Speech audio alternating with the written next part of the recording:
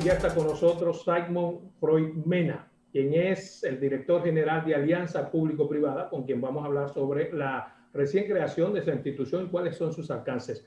Buenos días, ¿cómo estás, Simon? Muy buenos días, Adolfo. Contento de estar aquí contigo. Ya definitivamente que la semana pasada no pudimos lograrlo, pero sí, contento de compartir y estar en expresar mis inquietudes y mis ideas de esta nueva dirección a través de tus medios. Muy bien, para poner en contexto la entrevista y comenzar de una vez, ¿qué es la Dirección General de Alianza Público-Privada? Mucha gente no lo sabe y con razón no lo sabe porque es nueva. Correcto. Lo primero es que debemos aclarar que hay muchas personas confundidas de que esto no es una dirección nueva creada por el gobierno de Luis Abinader. Esta dirección está creada por una ley promulgada en febrero de este año, la ley 4720, que crea las alianzas público-privadas y establece como organismo rector y ejecutor de dichas alianzas a la Dirección General de Alianzas Público-Privadas. Por lo cual es una ley, es una institución que ya vino desde marzo, se previó la ley. Lo que pasa es que debido a la pandemia, el partido, o sea, el gobierno anterior no había designado ningún director, estaban en los procesos de estructuración de la misma, y es el presidente Luis Abinader que, como parte de su promesa de campaña, inmediatamente nos designa para... O sea, que no es como algunos han querido decir, que Luis comenzó inventando y se inventó la Dirección General de Alianza Público-Privada. Todo lo contrario, era una dirección que estaba ahí, creada por ley, que no se le había dado la materialización que la ley ordenaba, y el presidente, en virtud de la necesidad que tiene el Estado dominicano de recibir inyección de capital por parte del sector privado, procedió a designar un director y a otorgarme las herramientas para que yo pueda poner en marcha esta dirección. Entonces, a tu pregunta, Adolfo, esta dirección tiene como rol fundamental lo que es el proceso de estructuración, gestión, fiscalización de todos los contratos, de todos los modelos de alianza de APP, o sea, alianza entre sector privado y sector público, ya sea de proyectos de infraestructura o proyectos de servicio. O sea, cualquier tipo de colaboración que exista en el futuro entre sector privado y sector público se debe canalizar por esta vía. Esta dirección se encarga de esa estructuración, gestión y fiscalización de todo ese tipo de proyectos. ¿Cuál es la ley que fundamenta esa dirección? La ley 4720. La ley 4720, sí, en febrero. Ley 4720 de Alianza Público-Privada. En virtud de esa ley. Sí, ¿qué tipo de personal se supone tiene que trabajar en esa dirección? Supongo que un personal muy especializado. Es correcto. Debe ser un personal muy técnico, en el sentido de que como hay diversidad de proyectos que pueden ser presentados, ya sea por el Estado o por el sector privado, se requiere principalmente de profesionales que puedan estructurar, economistas, analistas financieros, abogados especialistas en contratación y derecho público, ingenieros de proyectos. O sea, hay un personal diverso, pero con la más alta capacitación, evidentemente, debido al rol vital que deben jugarse en estos proyectos al momento de su estructuración principalmente. Recuerda que estamos sentándonos en una mesa, por un lado el sector público y por el otro lado el sector privado, analizando técnicamente, analizando económicamente y haciendo ejercicios financieros y económicos de rentabilidad, de retorno, por lo cual tiene que haber un profesional de alto nivel para llevar a cabo eso. En la composición, ¿estará representado el sector privado, o sea, como parte de la empleomanía, o solamente son... Solamente, o sea, el sector privado participa en proyectos puntuales, pero todo lo que es la estructura de la institución depende exclusivamente del poder ejecutivo. Somos funcionarios del gobierno dominicano, desde el director hasta el conserje que se encuentra aquí. ¿A quién responde directamente en el organigrama la Dirección General de Alianza Público-Privada? Ok, mira, la ley le otorgó carácter de autonomía y descentralización. O sea, nosotros tenemos un carácter autónomo e independiente, pero dependemos, la adscripción a la misma es al Ministerio de la Presidencia, o sea, al Palacio. La dirección tiene un organismo superior que se llama el Consejo de Alianza Público-Privada, que es el que lleva a cabo las grandes aprobaciones e iniciativas y lo que son los procesos competitivos, que está conformado por el ministro de la Presidencia, el ministro de Hacienda, el ministro de Economía, el consultor jurídico y quien les habla. Pero en la parte ejecutoria, en la parte administrativa y operativa del día a día, tenemos total independencia. Usted me dijo que tiene que ser un personal estrictamente especializado en diferentes áreas, pero ¿de cuánto personal estamos hablando?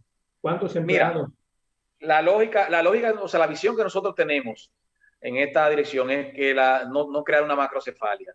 Debe ser una institución compacta, especializada, pero no muy amplia, porque por dos razones puntuales.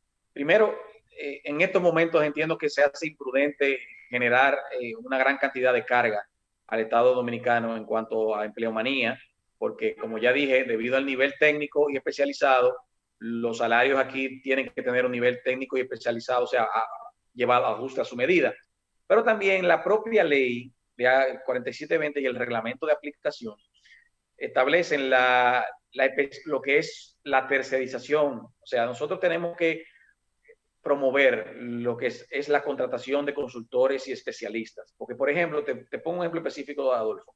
Si nosotros vamos a analizar un proyecto puntual que requiera ingenieros ambientales, técnicos de infraestructura, ingenieros de carreteras o de agua, sanitarios, nosotros no podemos tener todo ese personal aquí de manera permanente bajo una nómina, sino lo que debemos hacer es, es terciarizar, contratar especialistas puntuales para proyectos.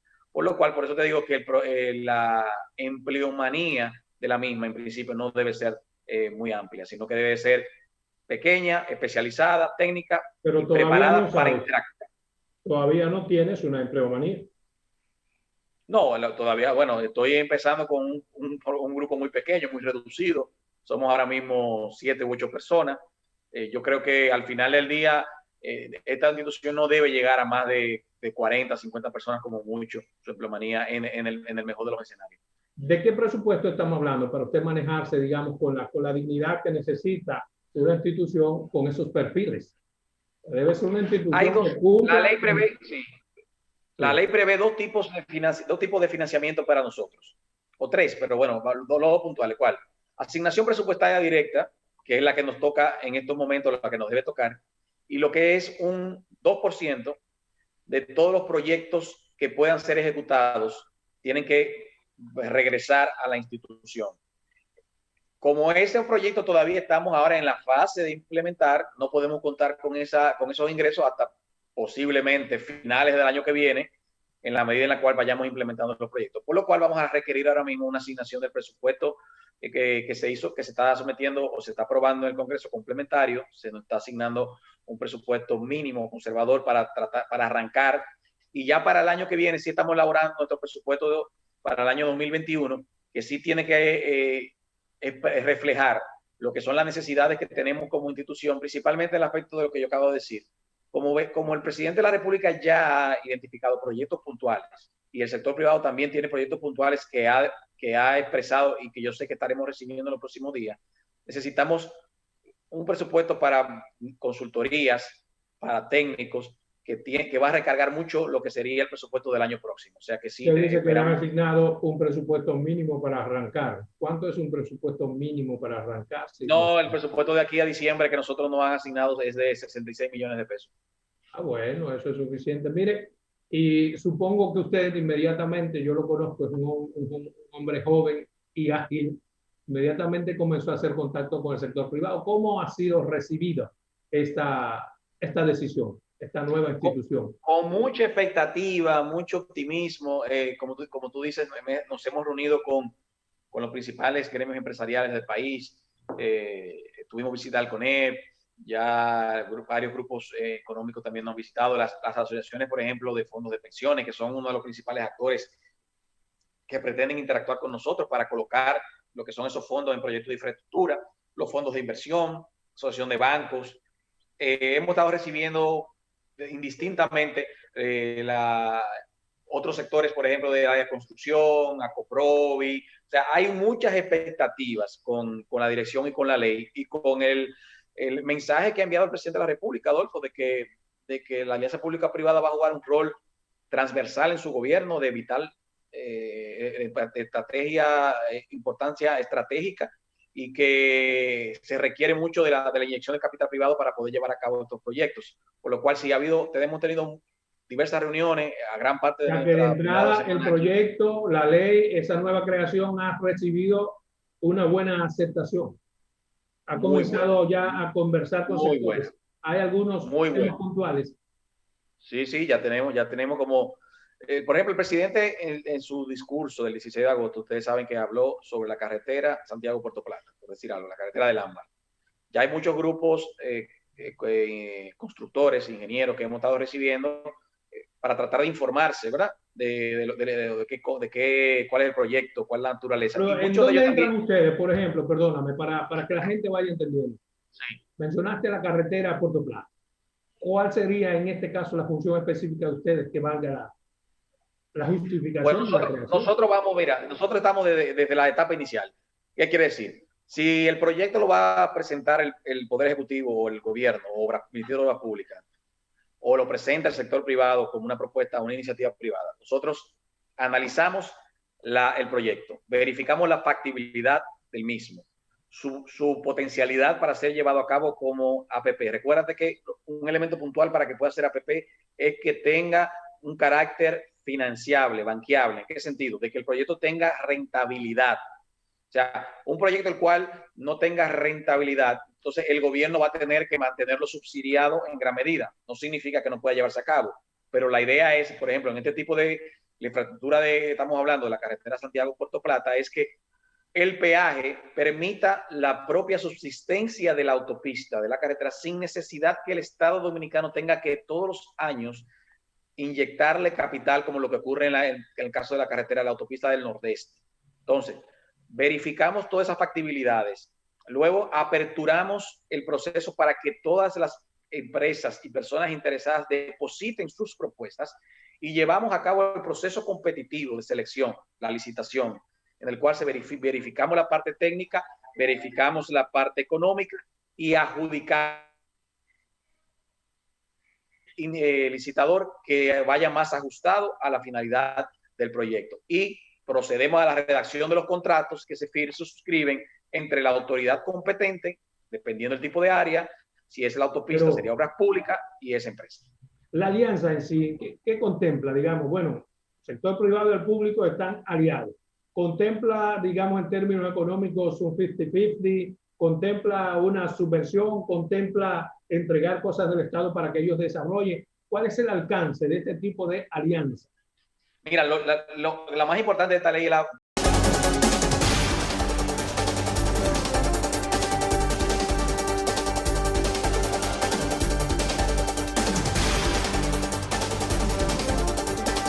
Interesantísima entrevista con Simon Freud Mena. Le preguntaba antes de irnos a comerciales, ¿cómo podría hacerse ese tipo de alianza, digamos, comercial empresarial? En el caso de Pedernales, el Estado tiene las tierras, los inversionistas tienen los cuartos. ¿Cómo se determinará? Yo pensé que eso lo íbamos a vender, pero usted me ha dicho que el Estado podrá ser socio comercial. Explíqueme, por favor. Bueno, mira, cuando se valorice el aporte de cada quien, en este caso, el valor de la tierra, por parte del Estado, se le pondrá un valor, no el valor actual, sino el valor potencial, evidentemente, que tiene esa tierra o que tendrá esa tierra con la construcción de esos hoteles. Se valoriza lo que se requiere en infraestructura, o sea, servicios, accesos, agua, todo lo demás, electricidad. Y luego se valoriza lo que es la construcción per se de las instalaciones hoteleras, de las habitaciones. A todo se le pondrá un número. Se determinará cuál será el aporte que el Estado está dispuesto a dar. Si el Estado solamente está dispuesto a dar el aporte de tierra y no participará, por ejemplo, en un aporte presupuestario para construir accesos o acueductos y se le cargará al sector privado, entonces ahí habrá, en virtud de la valorización de los aportes, se determinará cuál es el porcentaje que tendrá cada una de las partes en lo que será esa modalidad APP o ese contrato APP que se ejecutará a través de un fideicomiso. El Estado podrá terminar siendo, yo no puedo decirte montos ahora, pero qué sé yo, de un 30%, un 40%, un 50%, dependiendo. Sí, creo que a pesar de que haya una mayoría del Estado, lo que es la administración y operación debe recaer sobre el sector privado. porque lo que Aunque el saben de Estado hoteles, tenga la mayoría porcentual en un determinado caso. eso no importa, Adolfo, porque Porque, la operación, por ejemplo, el Estado nunca ha sido operador hotelero. El Estado ha demostrado que no puede operar los hoteles de manera correcta. Si los hoteleros, los que manejan los hoteles, bien de manera eficiente es el sector privado, ¿por qué vamos nosotros a administrar esa operación cuando requiere una especialización, requiere tiempo, bueno, requiere... yo supongo que por la misma razón que dio la creación de la oficina que usted dirige, porque hay hombres y mujeres competentes ahí que pueden administrar, igual que el Lo que, sector privado. lo Sobre que todo pasa, si es el Adolfo, Estado que está aportando la mayoría de las acciones. sí, pero una cosa es la rentabilidad económica que tú tengas, porque en una sociedad no importa la cantidad de acciones que tú tengas, si la operación se decide que la mantendrá otra persona, simplemente controlada por un consejo directivo en la cual están los accionistas, eso no tiene ningún tipo de implicaciones negativas para el Estado. O sea, el Estado seguirá siendo el propietario en mayoría, en caso de que así lo sea, de las acciones, y el principal que va a velar para que haya una rentabilidad suficiente para el retorno de las inversiones que hizo. O sea, Pero ¿será rentable, Sigmund, ese tipo de alianza en momentos en que se supone que los estados, los gobiernos, están descentralizándose, son menos gobiernos y más sociedad? Comenzar a hacer, creo que sí, digamos, creo que sí. negocios conjuntos, ¿no es Creo, contraproducente? creo, creo que sí, no creo que sí, Adolfo, porque mira, si nosotros ponemos un ejemplo de alianzas público-privada exitosos, podemos mencionar el caso de Jaina, el caso de Molino. O sea, son empresas que tú sabes que son sector privado, sector público. Tan exitosa que Y ya no existen. ¿quién dijo? Jaina existe. Jaina le deja al Estado No, no, cerca de 100 millones Jaina de deja dólares el todos los Estado, me años refiero a en los dividendos. molinos, por ejemplo, eso es privado. No, hay otra, la Molino, no, recuerda que hay un proceso de molinos de dominicanos en la cual hay una participación sector privado, sector público, que también le deja beneficio al Estado, que son los fondos que el presidente mencionó, que lo maneja Fomper, que fueron manejados de manera alegre, pero el Estado recibe por tabacalera, por Eje Jaina, por molinos, una serie de recursos todos los años por las acciones que posee, a pesar de que lo administra el sector privado. O sea, aquí hay alianzas público-privadas exitosas, existen. Y yo creo que el Estado puede seguirla promoviendo, porque en definitiva, el gobierno dominicano actual, ni nunca lo ha tenido, no tenemos los recursos suficientes para poder desarrollar de manera plena el Estado dominicano. ¿Cómo el gobierno dominicano le mete 400 millones de dólares a la autopista Santiago-Puerto Plata? No tiene forma, Adolfo. ¿Cómo le metemos a Puerto de Manzanillo 400 millones de dólares para hacer un centro logístico, un centro de operaciones? No tenemos recursos para eso. ¿Cómo a Pero Pedernales le metemos 1.000 millones de dólares que requiere? Tampoco tenemos los recursos. Entonces, vamos a asociarnos del sector privado. El sector por lo privado, menos a mí lo que me preocupa es, digamos, la transparencia. En el caso no, suyo, yo sé que usted es extremadamente transparente, pero lo que quisiera saber, hay un juramento sacro en el cual cualquier tipo de alianza no se abusará del gobierno y se garantizará que tenga el Estado lo justo, lo que le corresponde, no como en el ese, pasado, que se ha esquilmado al Estado y las empresas que se les regalan a extranjeros por el hecho de serlo. sí. Tú sabes, el principal reto que yo tengo y mi principal responsabilidad y obligación es proteger los intereses del Estado. O sea, ese es el principal reto. Yo he dicho que al sector privado, bienvenido que venga a proyectos que generen rentabilidad, pero con interés social. Aquí no puede pretender hacer un negocio puramente para esquilmar al Estado. No, no, no, no. Aquí hay primero un interés social de llevar a cabo proyectos de impacto y segundo, que el aporte del Estado se valorice como debe ser. Y por eso es que yo te estoy diciendo que el equipo que tiene que trabajar aquí tiene que ser de alto nivel técnico para que pueda realmente sentarse en la mesa con expertos técnicos que tiene el sector privado bien pagos y discutir proyectos aquí de tú a tú en el cual se negocie y se represente los intereses del Estado de la manera eficiente. Ese es el gran reto que nosotros tenemos como dirección, nuestra principal, y tiene que ser procesos transparentes y como tú dices, protegiendo los intereses públicos y que no ocurra lo que se hizo en el proceso de privatización del año 97, del año 98, que todos vivimos esa mala experiencia. Porque, por ejemplo, los peajes los regalamos. Ya quisiera yo que me den esas posibilidades para los peajes. La mina de oro también es otro regalo a extranjeros. Ya quisiera uno. Pero me alegra mucho que gente como usted, joven, consciente, preparado, esté al frente de eso. pues yo creo y apuesto a gente como usted. Pero mire, usted hablaba ahorita de la provincia de Pedernales y hablaba de los terrenos.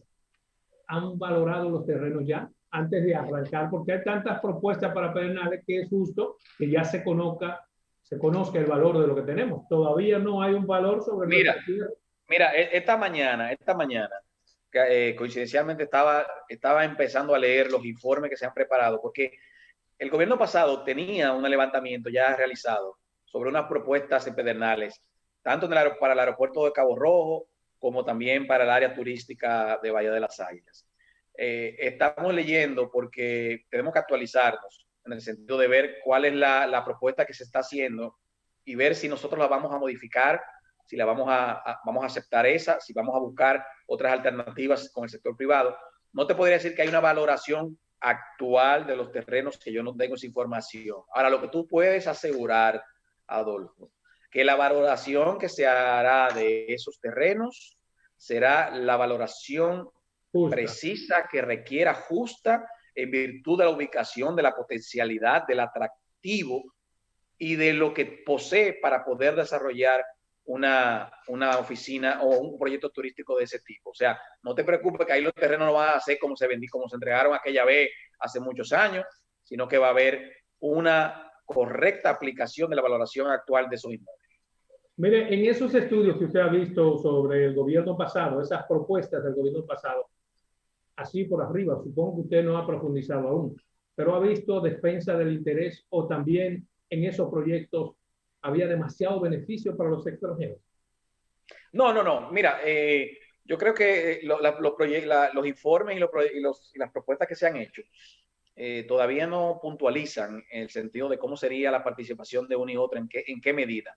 Lo que se ha estado revisando es principalmente, Adolfo, el tipo de proyecto que se podría llevar a cabo. Tú sabes que hay temas de áreas protegidas, que tenemos que tener un turismo distinto al que tenemos, por ejemplo, en Bávaro, Puerto Plata y Punta Cana. No puede ser igual, es de menor impacto, un turismo más ecológico. También el tema de cómo debe llevarse a cabo las infraestructuras para también minimizar el posible impacto ambiental. O sea, los estudios que se han hecho van más en ese sentido, más que propuestas puntuales económicas de cómo deben llevarse a cabo y cómo debe ser la participación de ambas partes. Es más propuestas técnicas y de cómo debe desarrollarse ese polo turístico. ¿Hay algún sector, digamos, de repente ya que dice, Sigmo, queremos trabajar contigo? ¿Hay algunos identificados que ya están dispuestos? ¿Puedes saberlo en el país? Hay muchos sectores. Por ejemplo, como te dije, para el tema de la autopista vial de Santiago-Puerto Plata, hay varias. ¿Puede el país saber quiénes están? Déjame reservarme los nombres todavía, porque todavía estamos en fase confidencial, pero hay varias de las constructoras más grandes del país que están interesadas. Para el caso de Panzanillo hay inversionistas extranjeros, norteamericanos, españoles, interesados puntuales, que hemos tenido ya reuniones con ellos. En el caso de Pedernales hay empresas con socios franceses, españoles, o sea, hay muchas personas interesadas. En el caso de Pedernales, ¿cuántas empresas están detrás de todo ese litoral precioso a precio de vaca? Hay alrededor, tengo identificado hasta ahora 3 o 4 grandes grupos. ¿De qué nacionalidad? Pero recuérdate que todo eso va a ser a través de procesos transparentes y licitaciones. ¿Cómo se hará ese proceso de licitación? ¿Quién lo hará?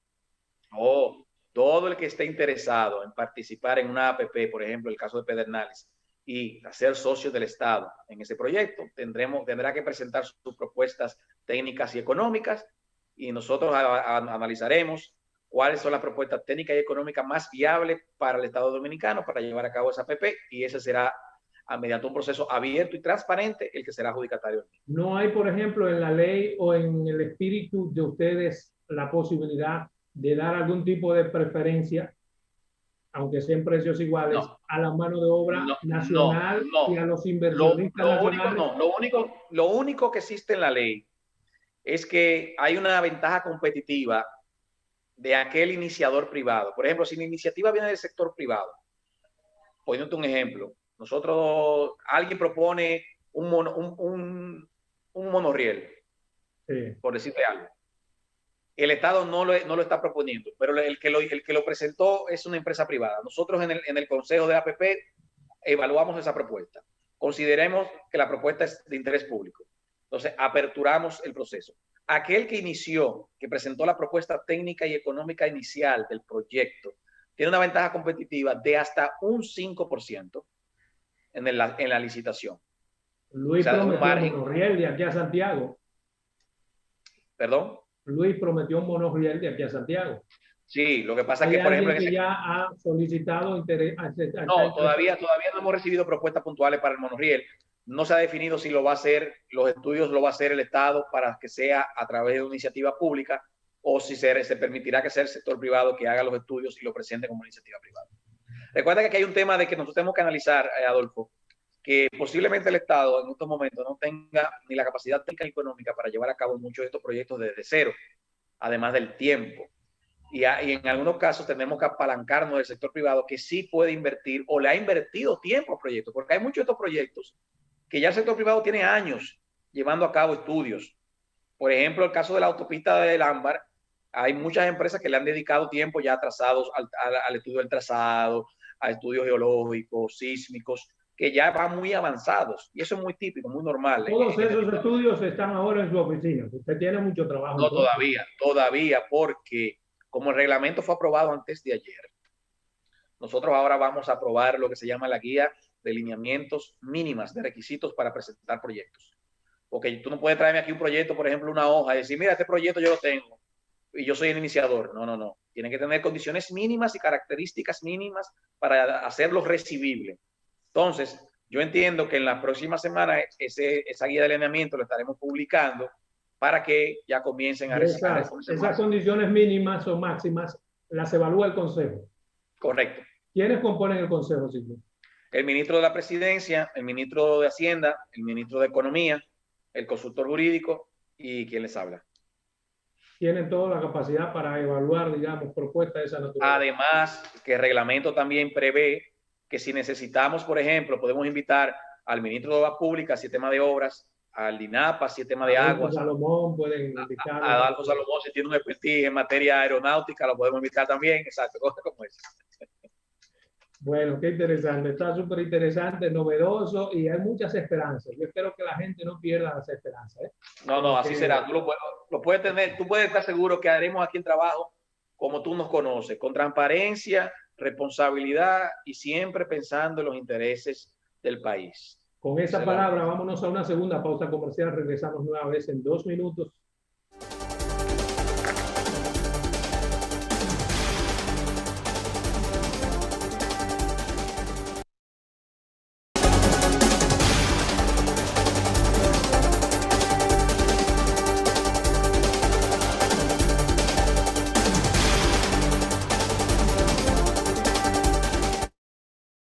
Interesantísima entrevista con Sigmund Freud Mena acerca de lo que es esa institución que él dignamente dirige, pero Sigmund no es solamente eso, él es abogado, es constitucionalista y tenemos que aprovecharlo para otras cosas.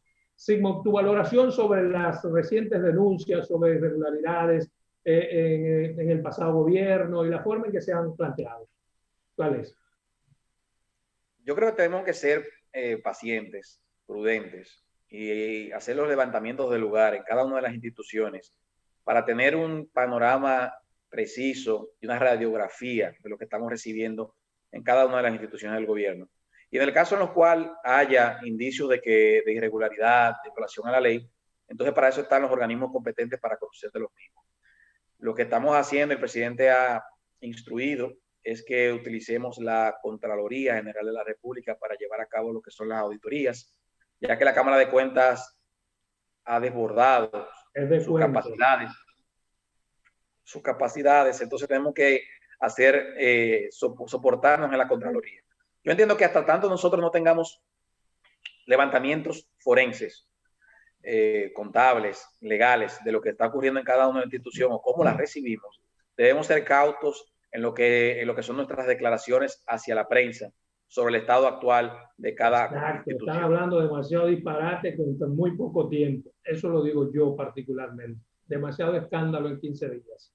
Yo creo que sí, yo creo que la sociedad lo que busca es procesos responsables y serios y que no se festinen procesos, porque la historia nos ha enseñado que todos los procesos que se llevan ante la justicia dominicana se han caído por mala implementación, mala estructuración y mala elaboración de los mismos. Por eso no podemos apresurarnos, hagamos la auditoría del hogar, no estamos en una casa de brujas ni cacería, sino lo que encontremos que sea violatorio a la ley. Entonces ahí está la Procuraduría, ya hay una persona independiente designada que no depende, que no es un dirigente político, aunque ya es un tema que tú y yo lo hemos debatido en muchos programas, pero que está ahí y que haga su trabajo.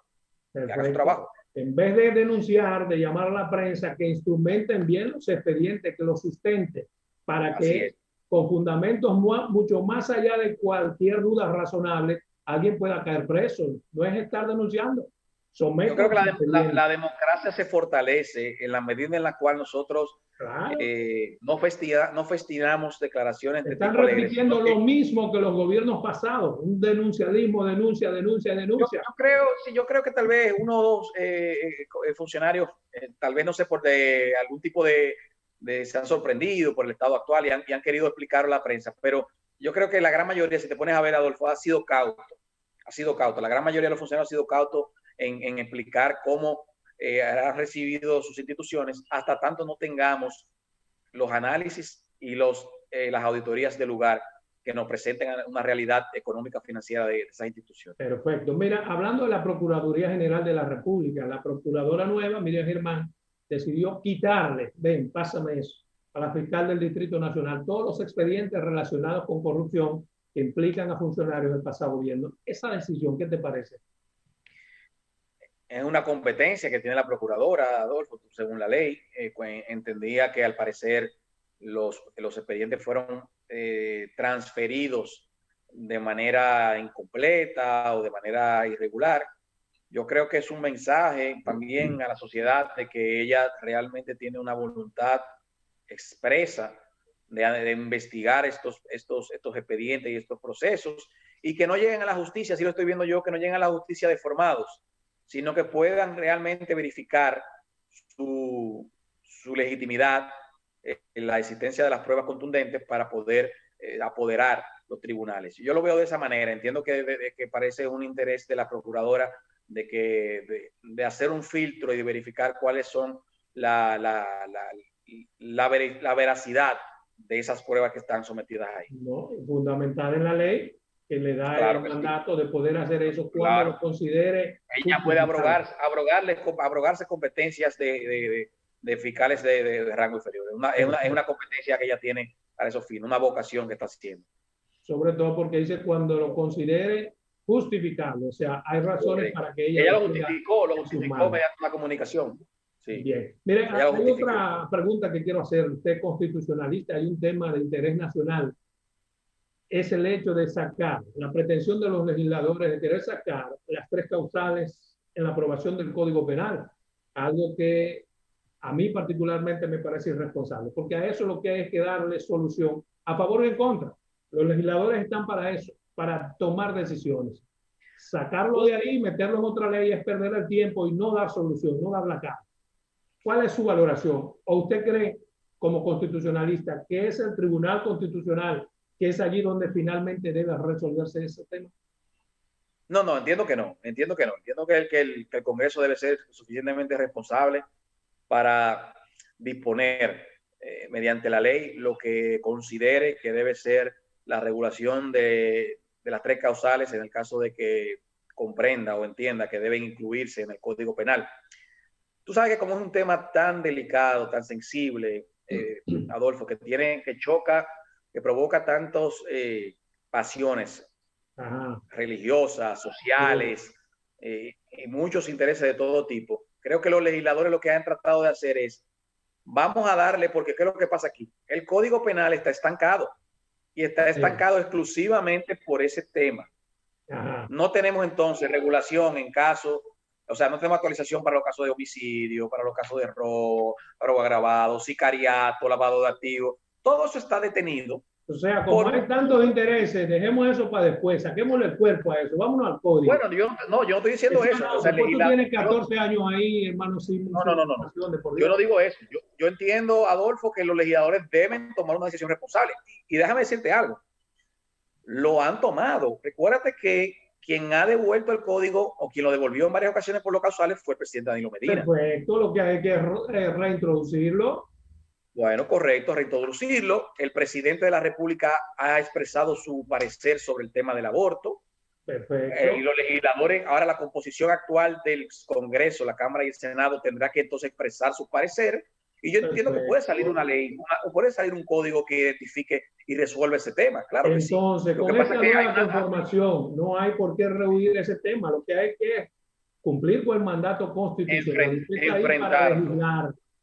Enfrentarlo seriamente y responsablemente, y la mayoría tendrán que imponerse. Y si te hay que dictar una decisión que vaya en contra de algunos intereses sociales, tendrá que dictarse. O si va en contra de la Iglesia Católica, bueno, tendrá que dictar. O sea, los legisladores tienen la potencia, o sea, ese es su rol. Ese es su rol y tienen que actuar responsablemente. Cada quien tiene su opinión sobre el mismo. Yo tengo la mía, tú tendrás la tuya.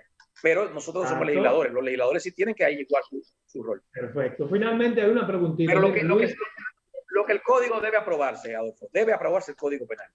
Tiene que aprobarse el Código Penal. Exactamente. Tiene que aprobarse el Código Penal y tiene que aprobarse con las causales. A favor o en contra, tiene que fijar posición. Mira, hay una última pregunta que quiero hacerte. Luis decidió no poner fotos de él en el palacio como si fuera un faraón. Yo supongo que estás de acuerdo con eso, pero es un hombre moderno. Y eso, en la modernidad eso no se estila. Tener como si fuera un santo un presidente detrás. ¿Qué fotos tienes tú en tu despacho? ¿Las de quién? Yo tengo ahora mismo la bandera dominicana, bandera nacional, que la ve ahí detrás. Tengo una imagen de la Virgen por aquí, una pequeña, yo soy un hombre católico, pero tendré en los próximos días fotos de mi familia, que todavía no me ha dado tiempo a imprimirla. O sea que eso es lo que tendré. El presidente dictó una disposición y lo vamos a cumplir y estamos de acuerdo con ella. Bueno, para mí ha sido un placer tenerte en el programa Verdades al Aire. Yo solamente te puedo desear mucha salud y buena suerte y que no te tuerzas en el camino, porque tienes muchos valores y hay mucha gente que necesita gente con valores. Para mí un placer tenerte aquí.